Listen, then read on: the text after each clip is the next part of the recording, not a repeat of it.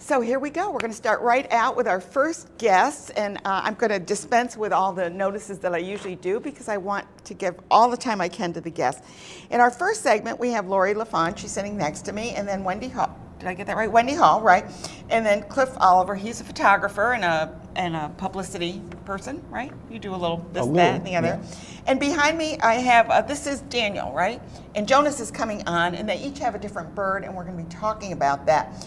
We are talking about Friends of the Washington County Grasslands, IBA, and we're going to be talking about this, and then the Adirondack Wildlife Refuge and Rehab Center. So that's what we're talking about today. So tell us what's going on, Laurie.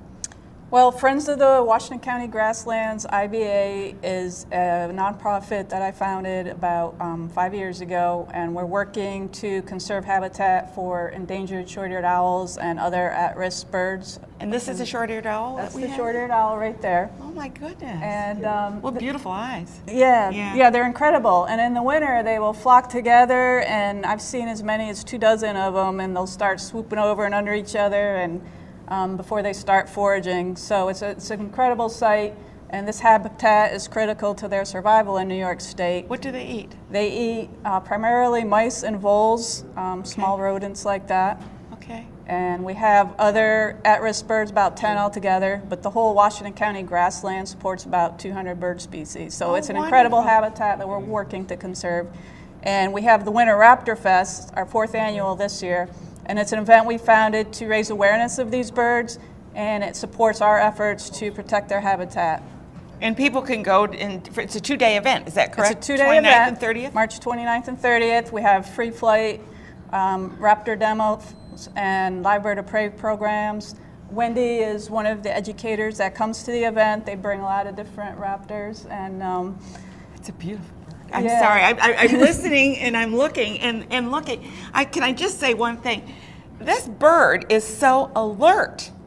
I mean, looking and looking and looking and looking. I mean, I imagine he's looking for a mouse somewhere, but we don't have any here. So. I was just going to say you might. We might. Shall we just let him loose?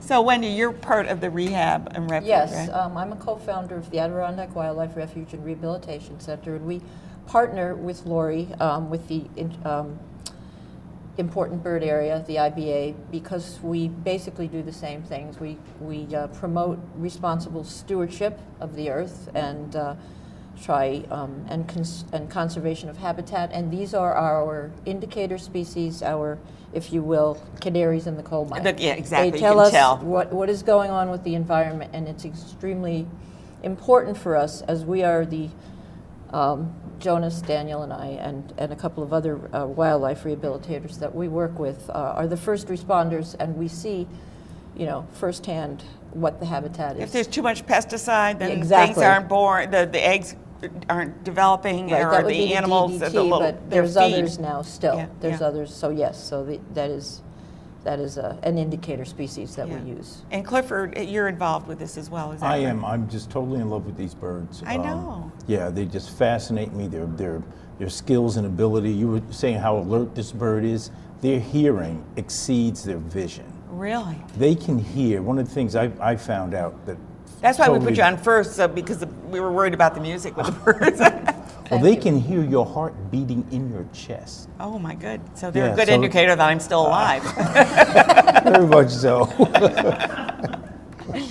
This is beautiful. Now we know that this is not a pet bird. So how did you get this bird?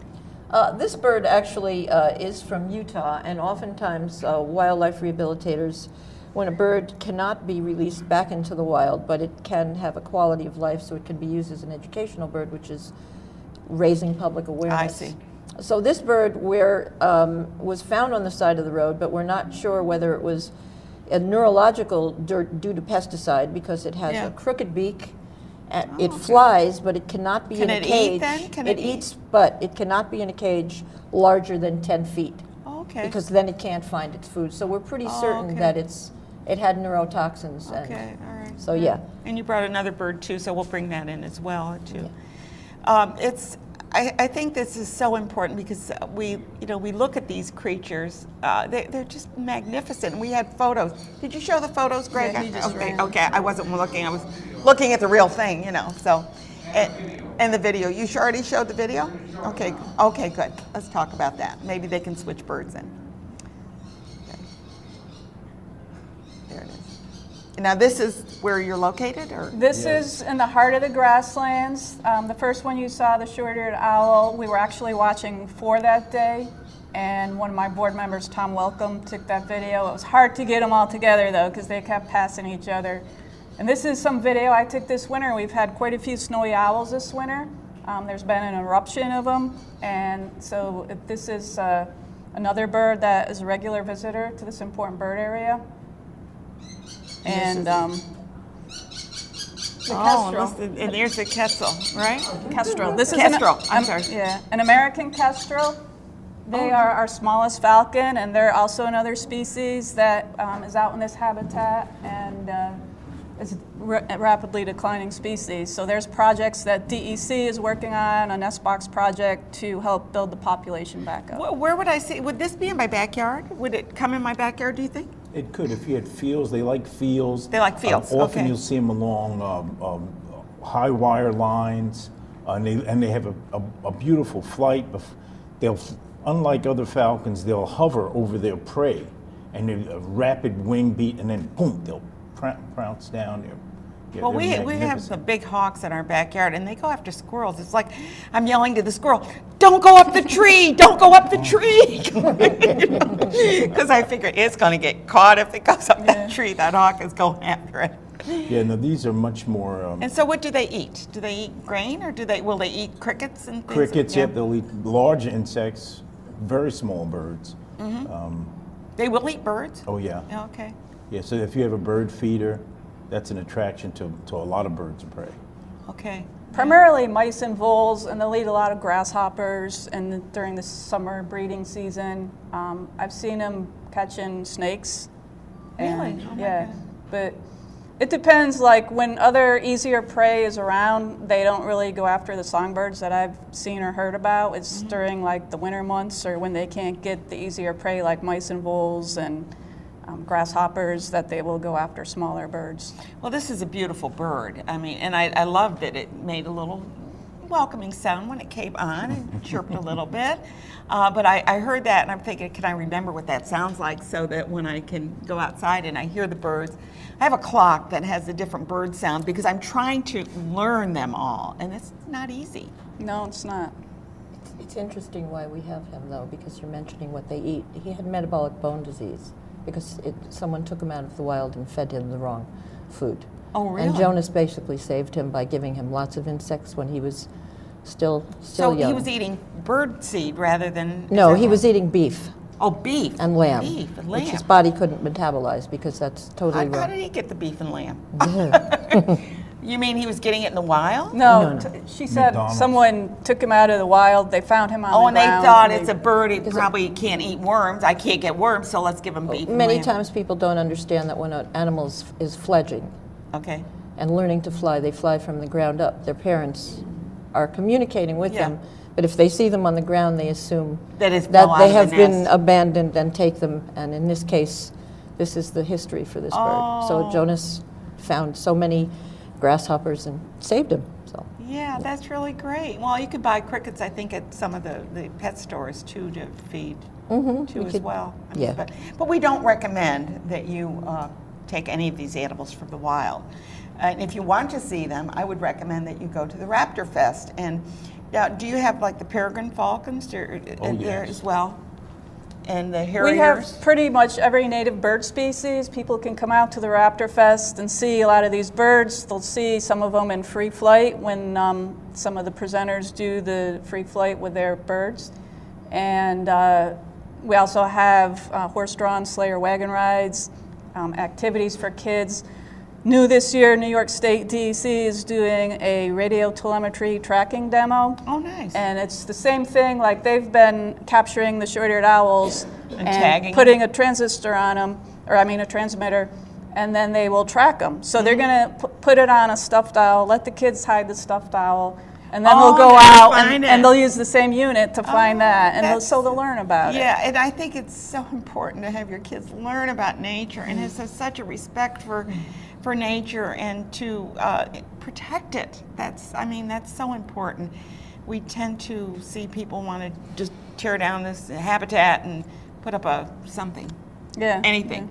Yeah. Right? Yeah. Anything, but don't do it. I mean, if you can, if you have a large back area, let some of it go to wild and put some nice, wildflowers in there, something for the birds to go after. Sunflower seeds, good? Are they good? Sunflowers are good for some of the Some of the songbirds. birds, Yeah. good. Not for these birds. These Not are, for these? Not for no, our these are- raptors. Well, they're not these are going to go all for them anyway. No. They want the Carnivores. meat. They would Right. attract the animals that go for the seeds, and they would be attracted to the that, animals yeah. that go for the seeds. Yeah. See, I mean, isn't nature great? Yeah. Somebody, called this was balance. great design, right? So, we want to thank our guests today, and especially our handlers that brought in Jonas and Daniel. They brought in the short-eared owl. And I do want to remind you that you can go to this great event, and it's in Fort Edward, and on the 29th and 30th, and go and just bring your kids and enjoy the outdoors. It's going to be warmer, believe me, a little warmer then. And the birds don't care what the weather is, probably. They're out there all the time, right? They like it cooler. They like it cooler, so they're going to be happy if you're happy now. So check it out, and be sure to enrich your lives by learning more about these beautiful animals or creatures. They're not animals, are they? Yes. Yeah, they're animals. Animals, yeah. Different form of life. Thank you all for being here. Thank you. Thank We'll you, see you Ann. next having year, I us. hope. Yes, I Sure. hope so. And in the winter, they will flock together, and I've seen as many as 24 of them, and they'll start swooping over and under each other, and before they start foraging. So it's an incredible sight, and this habitat is critical to their survival in New York State. What do they? A nonprofit that I founded about 5 years ago, and we're working to conserve habitat for endangered short-eared owls and other at-risk birds. And this is a short-eared owl That's that we the have? short-eared owl right there. Oh my goodness. And What beautiful eyes. yeah, they're incredible. So here we go. We're going to start right out with our first guest, and I'm going to dispense with all the notices that I usually do because I want to give all the time I can to the guests. In our first segment, we have Laurie LaFond. She's sitting next to me, and then Wendy Hall. Did I get that? Friends of the Washington County Grasslands, IBA, and we're going to be talking about this, and then the Adirondack Wildlife Refuge and Rehab Center. So that's what we're talking about today. So tell us what's going on, Laurie. Well, Friends of the Washington County Grasslands, IBA, is... All right, Wendy Hall, right? And then Cliff Oliver, he's a photographer and a publicity person, right? You do a little this, that, and the other. Yeah. And behind me, I have, this is Daniel, right? And Jonas is coming on, and they each have a different bird, and we're going to be talking about that. We are talking about